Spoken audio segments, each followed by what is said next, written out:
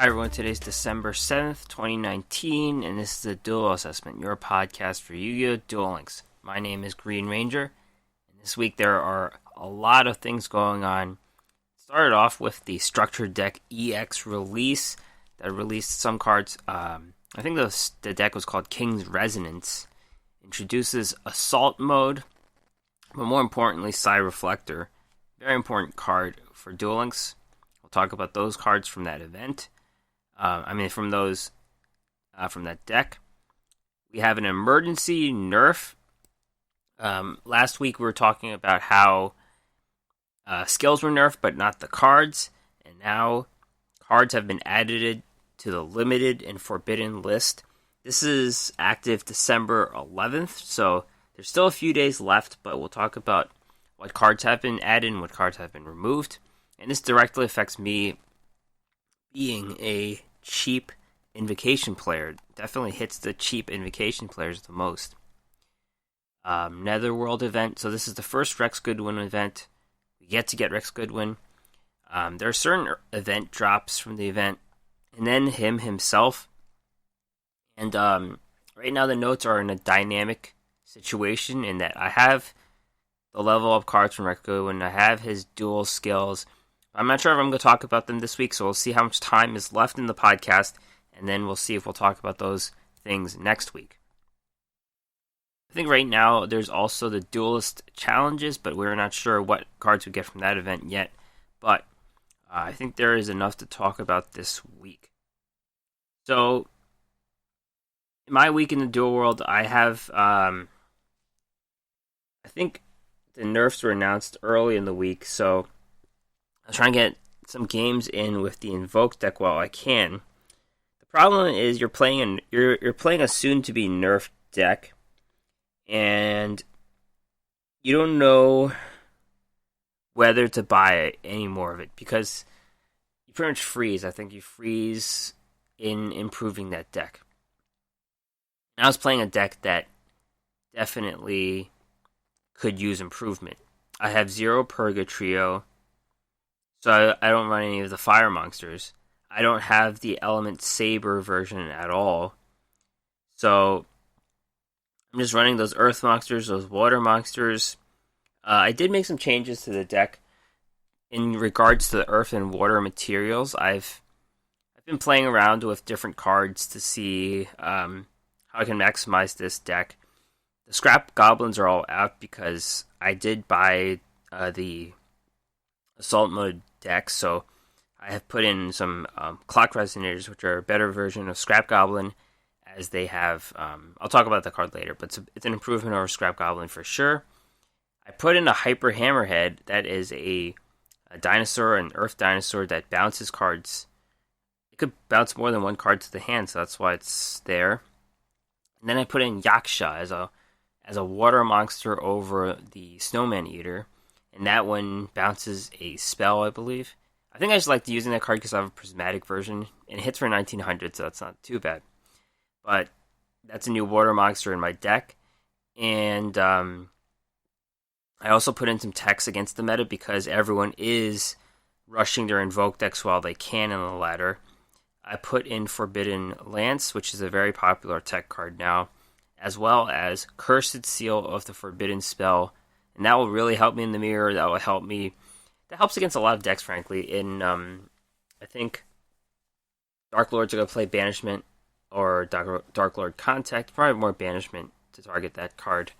A lot of decks have a core spell that they like using, and Cursed Seal of the Forbidden Spell pretty much ends the duel if they play that spell. And the deck I do run has a lot of spell cards, Concentrating Currents, Econs, things like that. Herald of the Abyss. So there's a lot of fodder to use for Cursed Seal of the Forbidden Spell. I'm in Legend 2, as I mentioned. Still trying to play some games while I can with Invoked. I've been keeping up with this PvE event pretty well. I have almost all the cards from Rex Goodwin. I still need some more. I have to face the level 2000, which was released today. So we'll see if I can get some of the copies of that card. The tuner monsters, you don't need like 3 of each, but I have at least 2 of each. That is it for me this week. Next week, I'm not sure when I'm gonna. I might just have to go back to Fortune Ladies or something. We'll see. So esports this week. I'm only gonna talk about one tournament in the interest of time because there is a lot to talk about.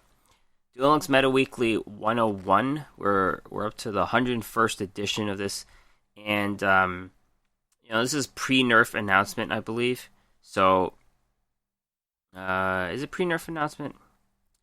Not sure. No, this is nerfed. So this is playing. No, pre-nerf. So everything is still allowed. Invoked, of course, are still top dog. That's why they got hit by the nerfs. And in this community, Element Sabers are the top deck. They're the most expensive version of the deck. First place, Autumn Leaf, Sorcery Conduit, Element Saber, Invoked. This maxes out on the best cards in the deck. Some decks, you only run like one Malehu, but this one has all 3 copies. Of course, it's a UR in Dark Dimension. 3 copies of an Alistair, 3 copies of the field spell Palace of the Elemental Lords, and 3 Cosmic Cyclones. Yeah, that's all I really have to say about the deck. Does run Purgatrio. I mean, the Element Saber Invoke deck doesn't matter what elements, what attributes the monsters are, because they could just change the attributes. Malehu's a dark for crying sake, so. Second place, Minty, Sorcery Conduit, Element Saber Invoked as well. This is a more scattered list. There's only 2 Malehu. There is 2 copies of La Puya as well. You've got different things here. You've got Divine Wrath. You got Elemental Training, which is pretty good sometimes. It helps protect the field spell. And does some thing with the monsters. You can summon them from the deck. Pretty straightforward. All these decks do run 3 Cosmic Cyclones just to help maximize Sorcery Conduit, of course. Third place, Max K, Compensation Dark Lords. Compensation Dark Lords are a deck that could pretty much, you could just play them forever and they're not going to run out. They keep recycling, they keep gaining life points, they keep using life points. It's just a brutal matchup sometimes when they get it rolling and they have the optimal board. This is the first deck I've seen in a while, though, that does run 2 Uko backs. That's the only Dark Lord monster that you could just play without a special summon. So, that's a new development there. And third place, Brandon MGK, Sealed Tombs, Black Wings. Black Wings seem to have taken on to Offerings to the Doomed, at least in this community, as a hard removal, because they get so much card advantage through other sources. They don't really need to draw that card. This deck does run 2 Hey True Nades, which is definitely scary, but with the upcoming nerfs, you probably can't run 2 Hey True Nades. So this is something for Black Wings to play while they can. If you're playing Black Wings on the ladder, you should play as many of those semi-limited cards like Hey True Nade. So you guys make games 1 as you can while you can with this version of the deck. So now it is time. I don't think Duel Links Meta changed the tier list with the things that are moving, all the movers and risers. So no tier list update as of yet because it is super unsettled. Now it's time to talk about the emergency nerfs, the Forbidden and Limited list update, sort of the part 2 to the previous skill nerf. The skill nerf didn't really do much to Invoked at all. I don't think it did anything to Invoked, but this Forbidden and Limited list does. Talking about the first cards, Invoked Coxidus has been moved to Limited, which means only 1 per deck. This one is a nerf just to simply limit Coxidus to 1. So once 1 is destroyed, there is no playing a second one. This doesn't really do too much, but sometimes your opponent does get over 3,000 attack, and let's say you have no Alistair in hand or no Concentrating Current, your Coxidus is dead. So this does not allow a second copy to be played, in a comeback situation, since the invoked monsters typically don't have the fusions. I mean, the invoked fusions don't have a way of coming back typically. Once they are spent, they are done. You could use them as a material again for the next invoked fusion, of course, but that is it. So, one copy here. The putting it on the limited list doesn't really affect any other limited cards. So, since invoked decks didn't use any of the limited cards, I think that the invoked decks can get by putting in better water monsters. Right now, you have some random ones like Gale Lizard, Nightmare Penguin, things like that, and a card like Chocolate Magician Girl is more useful on her own than those other monsters. There's also a possibility you could just switch over to Roids. So Roids have Submarine Roid, and that's just a generally useful water monster that can poke for 800 or 1800, depending if you have the field on, of course. So I think what they're hitting at, limiting Coxus to 1 doesn't really affect what water monsters you use, but let's say it gets destroyed, those other monsters have to have a purpose in the deck rather than just being random cards. I think that's what I'm getting at. Here's a bigger change. Invoked Magellanica has been semi-limited, which means 2 copies a deck. And when a card is put in the semi-limited list, it usually means you can't use the other really good cards that are on the semi-limited list. So, right now they're giving the invoked players the choice: use Magellanica or use really good cards, or use one of each. And this is probably the biggest decision. This is the biggest breaker of the deck. And yeah, I mean, when I played Invoked, I'm still playing Invoked.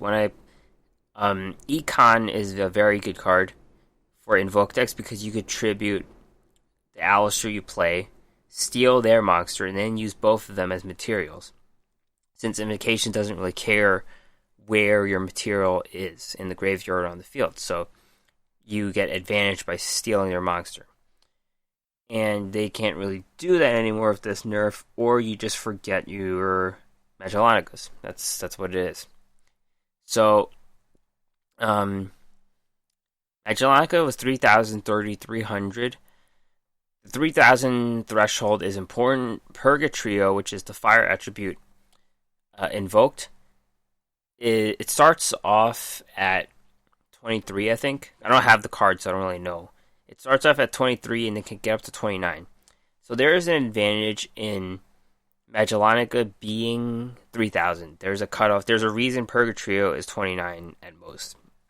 Purgatrio, of course, has that ability where it could hit piercing and hit all of your opponent's monsters, which could just end the game right there. But then your opponent's monster has to be in defense mode for that piercing to be anything anyways. And let's say they have some kind of like a Blue Eyes, and you can't get over that, or like an Ancient Gear Reactor Dragon, you can't get over that without help from the Alistair or a Concentrating Current or something. So Magellanica was always useful for that regard. The 2,300 defense was also big.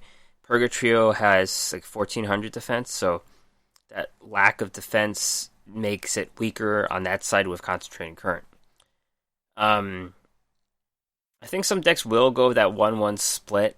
They could use Concentrating Current, they could use Treacherous Trap Hole, that's a card that some players used, or Econ, like I like to use, Econ.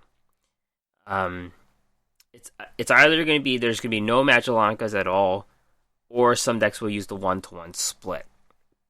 I have a feeling it's going to lean towards Magellanica getting cut altogether, since the monster just doesn't do anything other than being the stick.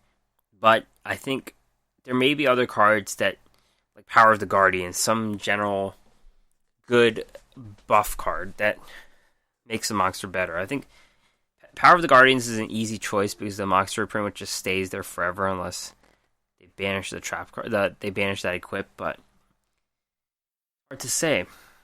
It's a big nerf though. Deck loses a lot of power not being able to use the semi-limited cards.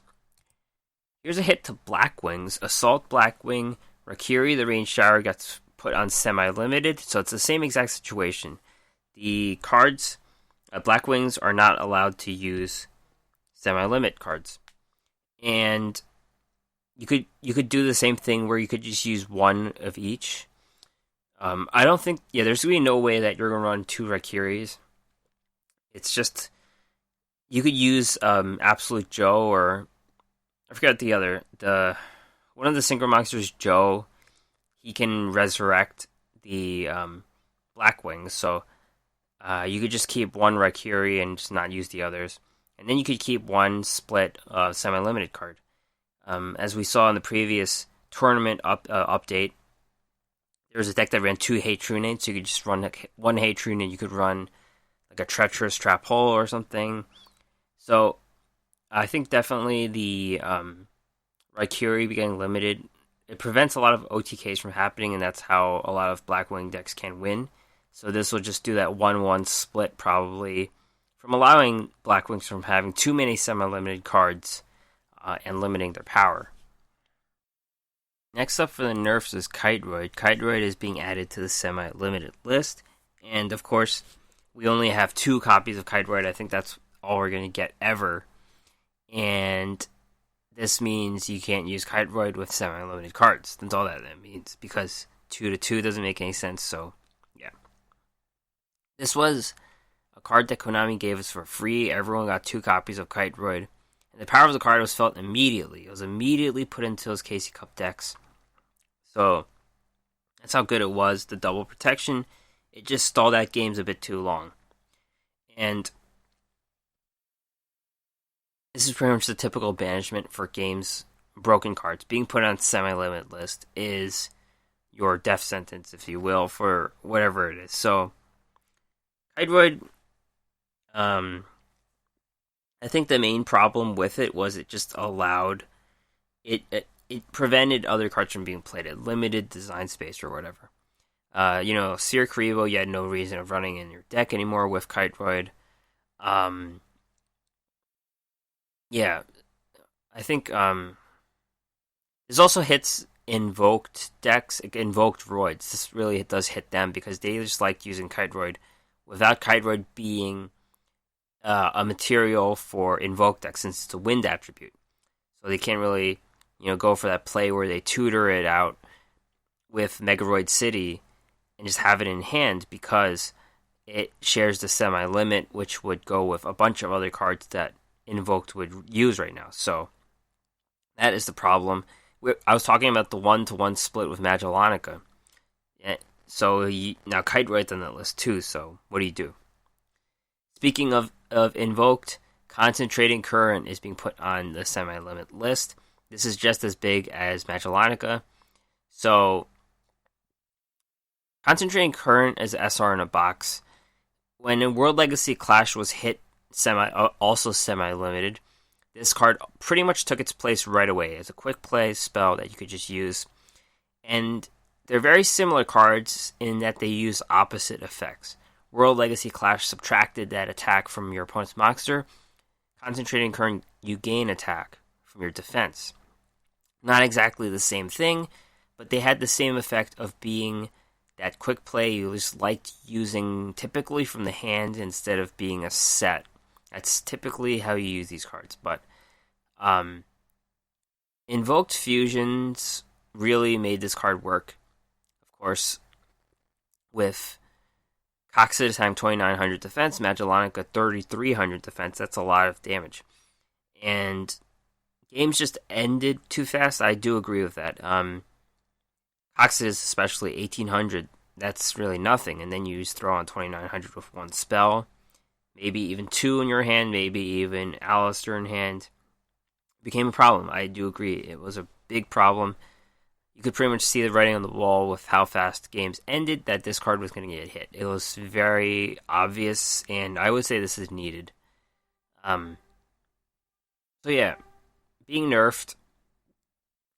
I think there will be fewer Forbidden Lances, but if everyone's still playing Alistair, that may not be the case, or if there's some other buff that they use in lieu of Invoked. So, in lieu of Concentrating Current. So, there could be some other card that comes in and Forbidden Lance gets put back into decks, but I do expect it to fall with fewer concentrating currents. This goes back to the issue with Invoked. Magellanica is there now on 2. You're not even playing the Roid version. I don't know if there's a reason to play the Roid version without Kiteroid, but maybe there is. And Concentrating Current is on 2 now too, so it's possible you just play... Because you're going to have to rely on Purgatrio, and Purgatrio doesn't do the best with Concentrating Current, so it makes sense not to add Concentrating Current if you're playing Purgatrio, because he only has the 1400 defense. But, I don't know, it's hard to say. It's really hard to say what to do now. People who try to remake Invoked will probably have to rely on the Element Saber version, and my problem with this is... I get that the cheap Invoke deck, which is the Synchro version, I would say, or the Roid version could be the cheap version. Those decks got hit harder than the Element Saber version because they want you to buy the more expensive version. If that makes any sense. Element Sabers aren't the most expensive because you're already buying Dark Dimension for Invocation. I probably have a step forward in playing that version because I probably have at least one copy of Molehu, so I guess I can't complain too much. I could try to play the Element Saber version, but at the same time they're making you fish through the box 3 times for 3 Molehus to play the best version of the deck. I know I reset the box when I was trying to get Alistairs and Invocations. I know I may have skipped Molehu, I'm not sure. But they're pretty much limiting Invoked to become a more expensive version that you can play. So it's a bit of a problem in my eyes, but that's how games work. Some other cards have been removed or put on the list. Iron Core got moved around a lot, and I think it's semi-limited now. So it's been put on that list. Diamond Core, on the other hand, is unlimited now. So it's been at least a year since it was put on that list, so Koakimeirus definitely have a shot of coming back. I don't know.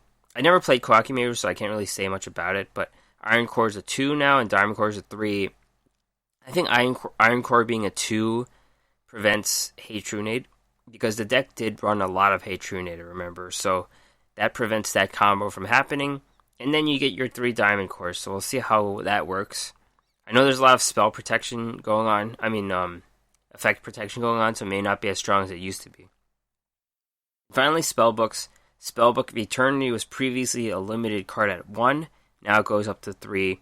I expect Spellbooks not to be much anymore with the way cards protect themselves and quick effects going off. So I don't expect this to be a huge buff for Spellbooks, but these 2 decks coming back from the dead add some flavor to the meta. They might surprise you, and it does challenge you to remember older strategies, what they do and what they don't do.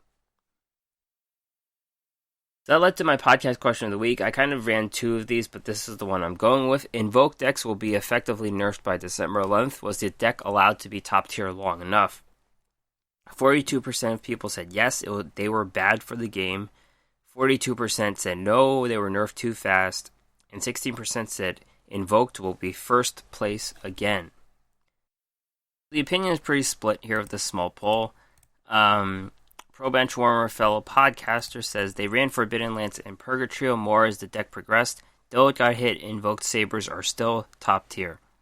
Yeah, that's what the thought process is with the deck. They kind of got into that spiel about the deck being the more expensive version that could still go. It's hard to say. It's hard to think that the Synchro version could still make it, but we don't know. It's hard to say. They could still persist as a lower tier deck. I'm not so sure. To move on from the discussion of Invoked and talk about the new structure deck, King's Resonance. So this introduces the Assault mode archetype. This is an EX structure deck, but they let us buy a copy with 1,000. I think I spent money on the second one, so I have 2 copies of these cards. Talk about the cards. Red Dragon Archfiend Assault Mode. Level 10 Dragon Dark, 3,500, 2,500. This card cannot be normal summoned or set. This card cannot be special summoned except with Assault Mode activate. If this card attacks, destroy all other monsters after damage calculation. When this card on the field is destroyed, you can special summon Red Dragon Archfiend from your graveyard. So, there's a lot of setup to get this card out. You need to get your level 8 Synchro Red Dragon Archfiend. You have to set a trap card. You have to play the trap card. You have to hope Red Dragon Archfiend doesn't die. And then you transform it. You upgrade it into this bigger monster. It kind of nukes the monster board, but it has no protection. So let's say you destroy it. You can get your Red Dragon Archfiend out. I guess that's one version. It doesn't die for no reason. It dies with leaving a big body on the board. And there's a better version of nuking the board. That's Black Rose Dragon. The synchro play with Invoked, of course. It's hard to say. This card's not impressive at all. It's just the setup cost is too much. You could kind of dedicate yourself to make this faster. You could have some quick synchro plays for your Red Dragon Archfiend, but all in all, it's too clunky. It doesn't really disrupt the back row either. You blow up the board, but they could just turn this card into defense mode, and they could try to take over from there. So there's going to be more Assault Mode support down the line, I think. With the release of this box, they may have cards coming in from other... with the release of the structure deck, there may be cards from boxes coming out that support Assault Mode, and they may want you to buy that box. So it's hard to rule this out completely, but it's not a meta card right now, this card. Assault Mode Activate is a trap card. Tribute 1 Synchro Monster, special summon 1 Assault Mode Monster whose name includes the attributed monster's name from your deck in attack position. So this is the main archetype card. You have to turn a Synchro Monster into an Assault Mode card. This is the trap card to do it. So it just exists for that purpose, but there could be other sneaky uses of the card, as mentioned here. Psy Reflector. This is the chase card of the box. Level 1 Dark Psychic Tuner, 400, 300. If this card is normal or special summoned, you can add 1 Assault Mode Activate or 1 card that specifically lists the card Assault Mode Activate in its text from your deck to your hand, except for Psy Reflector.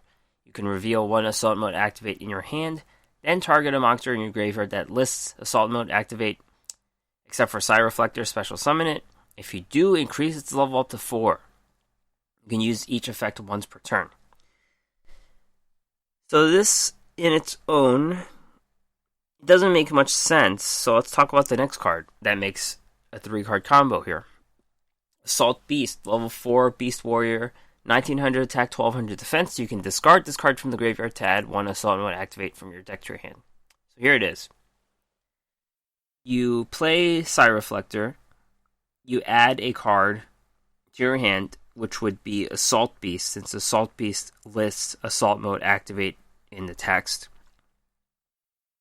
Then you discard Assault Beast.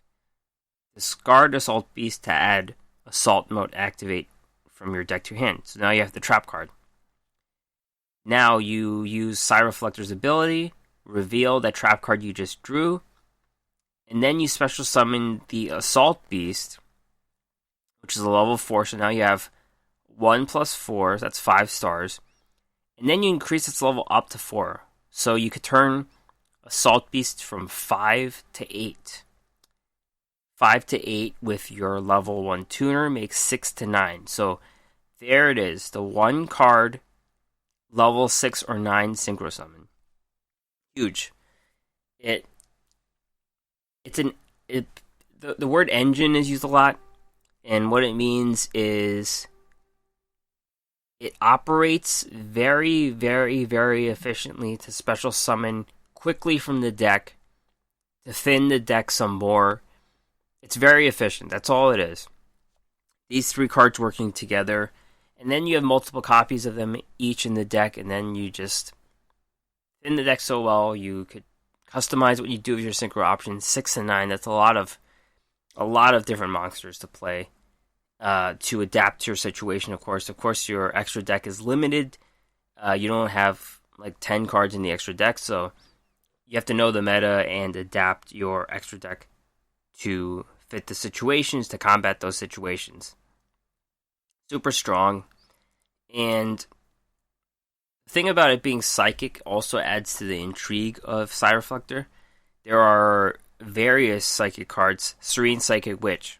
When it gets destroyed, I think by battle, I think it's specifically a by battle card, but destroy Serene Psychic Witch, and then you could tutor, you could special summon, you could float it, Psyreflector straight from the deck. So it's another faster way of getting it out. And then even psychic cards have a lot of synergy with each other. You could play Psychokinesis. Psychokinesis, pay 1,000, destroy any card on the field, right? So losing 1,000 also goes into the wheelhouse of life point loss activation skills, like Sorcery Conduit, of course. So there is a lot to go on, a lot to chew on with Psyreflector. It being an engine, it working as an all-purpose tuner, it allowing psychic synergy. There's so much to do here. It's just the chase card you get. And I haven't gotten my third copy of this card because it costs like $6 for the third buy or something. So I'm just running 2 right now. I don't have a deck for it yet, but I have played it and it works pretty decently. I think I tried playing it with Invoked actually, but that was a bit of a gamble there. Last card of the box that's new is Clock Resonator. This is a card I've just been playing already. Earth level 3 Fiend Tuner, 1200 attack, 600 defense. Once per turn, this face-up defense position card cannot be destroyed by battle or card effects.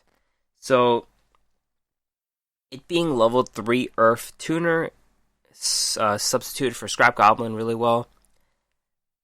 Scrap Goblin is a card that only has protection against battle damage, so this has an advantage being protected by card effects as well as battle damage. And furthermore, Clock Resonator has 1200 attack, which is not nothing. There are times your opponent bricks, so getting in that extra damage, as opposed to Scrap Goblin having 0, is something. So Clock Resonator is an easy substitute for Scrap Goblin in those Unga Bunga Invoke decks that just use Earth monsters, Scrap Goblin typically. They could use Retaliating Sea, I guess, but this is a direct upgrade over Scrap Goblin for that regard. That is it for the Structure Deck EX. I think it's safe also to sit on this box, so as long as the sale doesn't go away, but I think the sales will always be around. To sit on this box to see if other future support comes. If you don't feel like spending on it, you probably shouldn't, but I feel like Psyreflector is too good of a card to pass up, I think, in the ability of it to completely synchro something right away. So due to shortness of breath, which has come with me being somewhat ill and not being able to speak too well right now, I'm only going to talk about the event cards for the new Netherworld, Cometh, Raid Duel, whatever, Dark Signer, Rex Goodwin event. I'm only going to talk about the event drops, and next week we'll talk about the level up cards, 5 level up cards, as well as 4 unique duel skills. So that would be for next week. Let's talk about the cards we get. So, there was a change this morning in that they had the level 2000. And the level 2000 Rex Goodwin is important. It's very important because it allows you to get Oracle of the Sun. We only get 1 copy of Oracle of the Sun just by doing the event, but you can get your 2nd and 3rd copies of this card from this level 2000 duel. So I think you have to play some ranked duels to get those beacons, and otherwise this comes randomly, but you don't want to rely on a random event, and then you miss out on your extra copies of Oracle of the Sun, because this card is not nothing. This card... Actually, let's talk about the things first. This is pretty much like a raid duel. You fight a really big monster. You could put it off, sort of, but they made the event pretty user-friendly now. You could just play the assist duels, and you get the... you pretty much join the duels for free, and then you and different people around the world fight the raid duel. Turbo duels I like doing manually because you could choose which synchro monsters to use and stuff, and then you can multiply your attack by 5. There's a lot you could do. And of course, maxing out your rewards. You definitely want to play for your rewards and your gems and things. So, Oracle of the Sun, as I mentioned, we only had 1 copy, but you can get your second and third copies from playing that level 2000. Level 5 Light Spellcaster, 1000 attack, 2000 defense. If your opponent controls a monster and you control no monsters, special summon this from your hand. When this card on the field is destroyed and sent to the graveyard, you can add a Fire Ant Asketer or Supe from your deck to your hand. So, right away, this is Cyber Dragon with reverse stats. It's only got 1000, 2000. Cyber Dragon's like a 21,800, I think. Very solid. Get free 5 stars on the board for your synchro plays. And this card ties into a lot of these cards. It's synergy. There's a lot of internal synergy. And furthermore, this is ramp. This is a free ramp card for Monarchs. There are other ramp cards around, but this is like 5 stars, and you could also, like, there's a lot of internal synergy. You could just like run these cards as an engine, sort of like Fire Ant, Asketer, and Supe. You could kind of just thin out your deck with those cards, and you don't have to play this archetype, So, Cyber Dragon has advantages of being a strong monster, I guess. But this is the same thing. I mean, it's not going to be for attacking, but you could do some synchro plays with this card too. So, very solid card. Make sure you get your extra copies. You don't just want 1 of this card for sure. Other rewards: Roar of the Earth Immortal. This is a card we've seen from a random skill. So it's not. This is the first time we get the card though. It's a SR. Trap continuous. Once per turn, if an opponent's monster declares an attack, target the attacking monster, destroy it. If you do, inflict damage to your opponent equal to half of the destroyed monster's attack. You must control an Earthbound Immortal monster with attack higher than the attack of the attacking monster to activate and resolve the effect. Last sentence of the card killed it. So, you're going to have your Kapakapu with 3000 attack, and then they're hitting with something with less attack. What opportunity will they have to attack you with something like that? Like, there's only a few cards. There's direct attackers, so your Submarine Rods, your Cyber Dark Edges, Amazoness Swordswoman maybe. That's a card that we haven't seen in a while, but that's when a lower attack monster hits you. And also something like HTS Sihemith, that's going to banish you. So that's a big blow because that's 2400. They lose half, 1200 burn, sure. Yeah, this card's pretty unplayable. Only meant for direct attackers. Amazoness Swordswoman, HTS Sihemith. You have to have your Earthbound Immortal monster on the board. So it's a little extra there. There's 2 companion synchro monsters that go with Rex Goodwin. Sun Dragon Inti, level 8 Dragon Synchro. Light. It involves Fire Ant Asketer as the tuner. Generic non-tuners, 3000 attack, 2800 defense. If this card is destroyed in battle and sent to the graveyard, destroy the monster that destroyed this card. If you do, inflict damage to your opponent equal to half the attack of that monster. If this card on the field is destroyed, during the standby phase of the next turn, target 1 Moondragon Quilla in your graveyard, special summon that target. Let's talk about Moondragon Quilla since they go together. Level 6 Dark Dragon Synchro involves Supe as the tuner and generic non-tuners, 2500 attack, 2000 defense.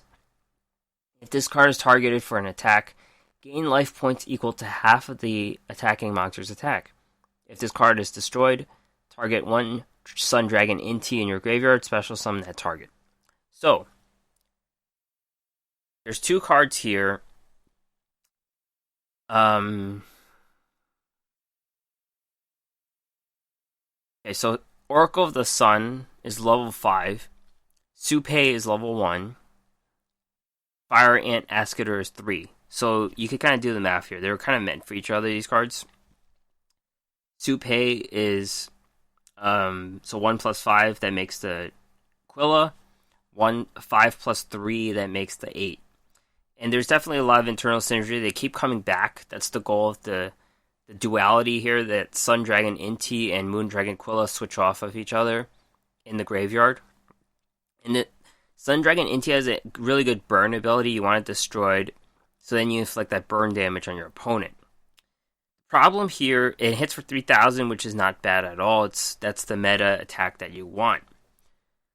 The problem here is there's a lot of effect negation cards. There's a lot of bounce cards in the meta.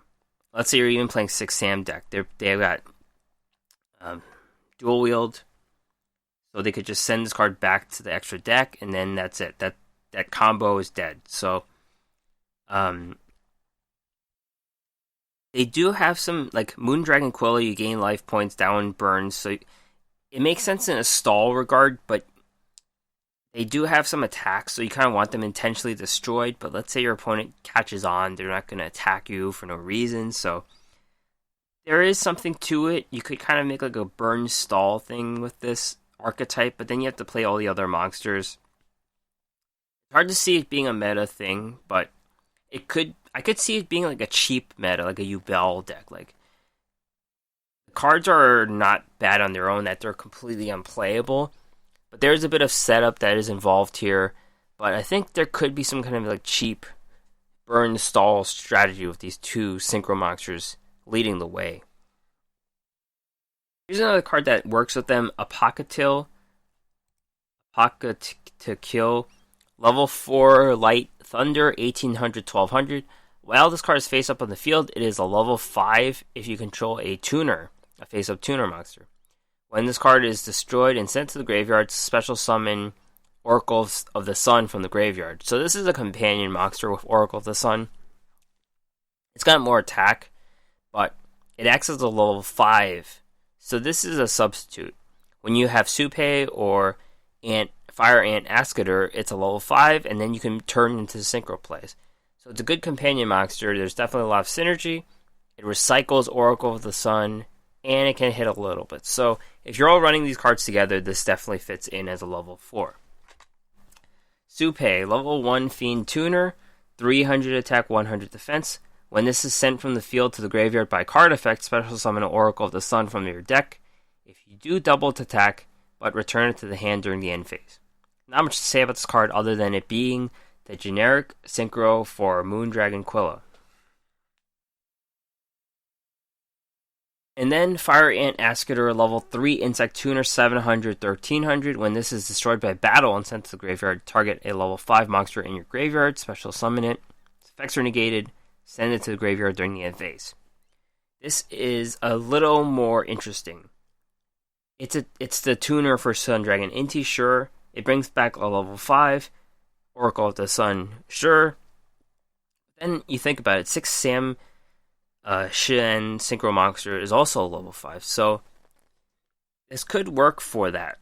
I mean, it's a stretch. This is definitely a stretch. This has no synergy of being a 6 Sam. It's just a Fire Ant, for God's sake, but you could bring back a 6 Sam and then you could protect it with like, what's the guy called? Fuma. You could, I don't know. You could dual wield something, I don't know. It's a bit of a stretch, but, you know, bringing back any level 5 from your graveyard, that's not nothing, so it's interesting. This Fire Ant is interesting. The last card is Call of the Reaper, trap card. Activate only when a monster is special summoned from your graveyard. Select and special summon 1 Supei or 1 Fire Ant Ascator from your graveyard. So, this has synergy with the Sun Dragon and Moon Dragon because they do bring each other back from the graveyard. So that you could just chain this here, and then you could play Supei or Fire Ant which was used as a material for one of those monsters, and then you could get into a bigger play. This is an extra card that you use for the deck, but it could sneak into play if this becomes some kind of cheap budget meta deck, like a budget beginner player deck or something. So that is all for his event cards. As I mentioned, I will talk about the level up cards, Rex Goodwin himself later on. Rex Goodwin, I never really watched 5D, so I was surprised to see like such a jack dude playing a card game. Like, you have to really like work out to play a children's card game, I guess, but there's probably more to it. Rex Goodwin, I think he got bulked up for some reason when he became evil, so I guess hitting the gym means you're joining the dark side, I guess. I don't know what that, or taking steroids, I guess that's bad for sure, but you're definitely a really striking character. It's like Yu-Gi-Oh! Going into Dragon Ball Z, but sure, whatever. There's probably more to it than that. They're talking about his brother, so there's definitely a family ties, or friend ties, which is it's a ongoing motif in Duel Links. I mean, Yu-Gi-Oh! Friendship is the motif of Yu-Gi-Oh! So I'm sure there's more to his appearance than meets the eye. But we'll talk about his cards and skills next week. We're also going to talk about the Duel Quest card, Gear Golem the Moving Fortress, because we do not have that card right now. Alright, so Doug Dimmadule is back. He is going to continue the Earthbound Immortal theme. He is playing a new Rex Goodwin skill, which you get right away, but it's a trap monster deck that works with the specific Earthbound Immortal cards that we get. So here is Doug Dimmadule with an Earthbound Immortal deck.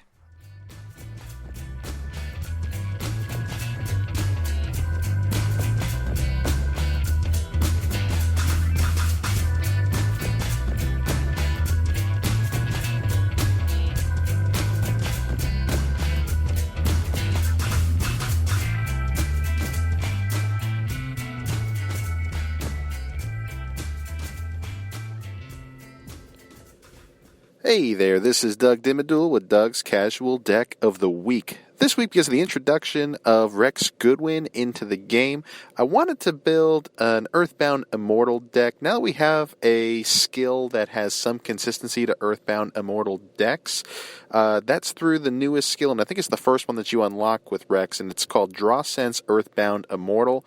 And I believe how it works, I'm just going to check real quick, is each time your life points decrease by 1,000 points, you can add one of the 3 Earthbound Immortals that are currently in the game to your hand during your draw phase. So we do have Earthbound Immortal, I'm not even going to try to say this, Wiraqocha, Rasca, I mean, I don't know how to pronounce these things. But, and then also, too, I threw in Earthbound Immortal, Kakapikapu, that one, you know, the first one that we ended up getting in the game. It's the Fiend that has the 3,000 attack, 2,500 defense. Now, all these effects with the Earthbound Immortals, that there could only be one Earthbound Immortal monster on the field.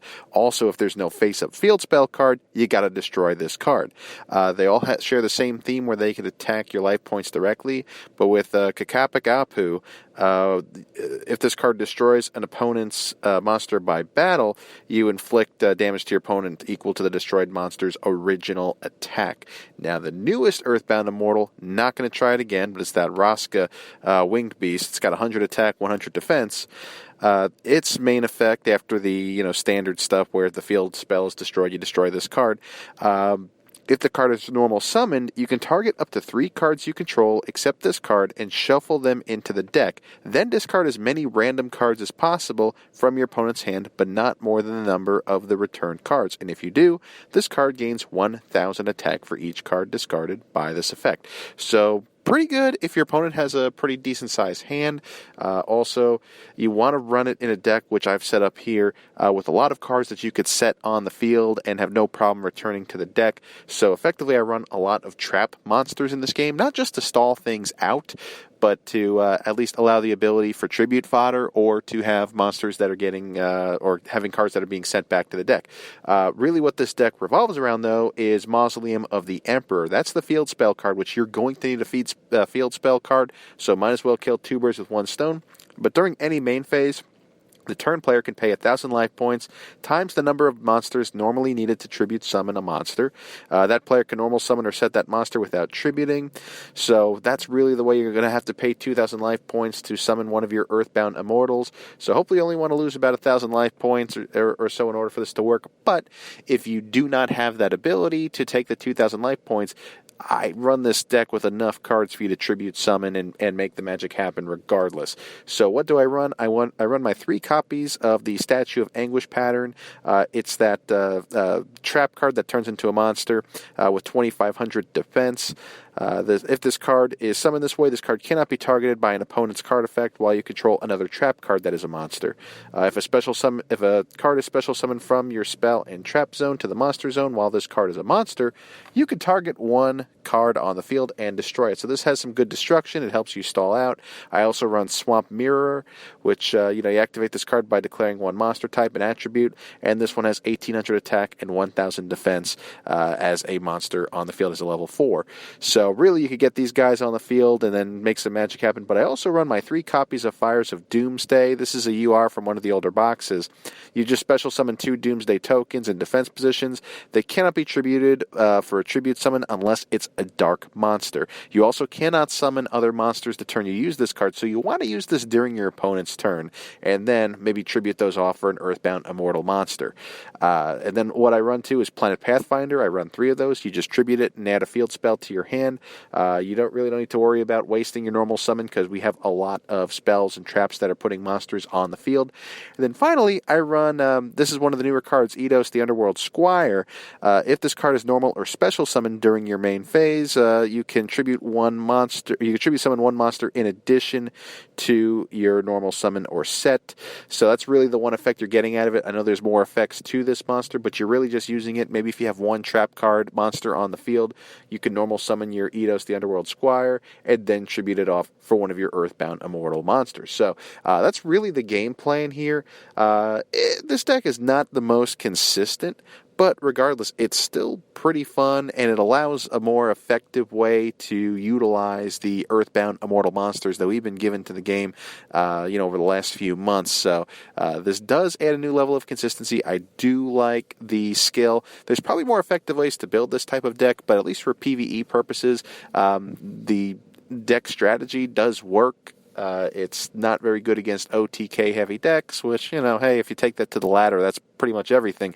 But if you're playing this deck in a PvE setting, I think you'll find that it's enjoyable, and it's really plays well to the Earthbound Immortal strategy. So give this one a shot if you have a chance. But give it a shot and let me know what you think. Anyway, that's it for my casual deck of the week. I will see you next time. Take care.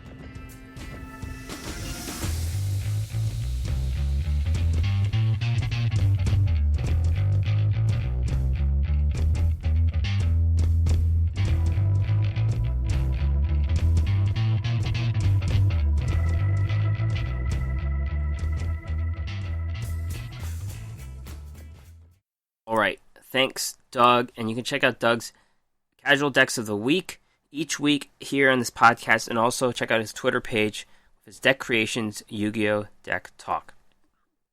As mentioned, upcoming news, Leo and Luna's Duel Carnival. We get some new cards. Blair Flanagan's going to show up. We get some new cards from her as well. Dark Signer Carly Carmine returns. New cards, new skill. Duelist Chronicles 5Ds. And Duel Circuit in late December. Next week we will wrap up Rex Goodwin, his cards, and new duel skills. So that is it for the podcast. Thank you for listening. Thank you for bearing with me. Check out this podcast anywhere. Listen and subscribe. All the notes I've mentioned here are on the WordPress site, theduelassessment.wordpress.com. Email me, duelassessment@gmail.com, or better yet, Twitter, duel_assessment, my own account at Green Ranger CCG. Okay, that is it. Thank you very much for listening. I will see you next time.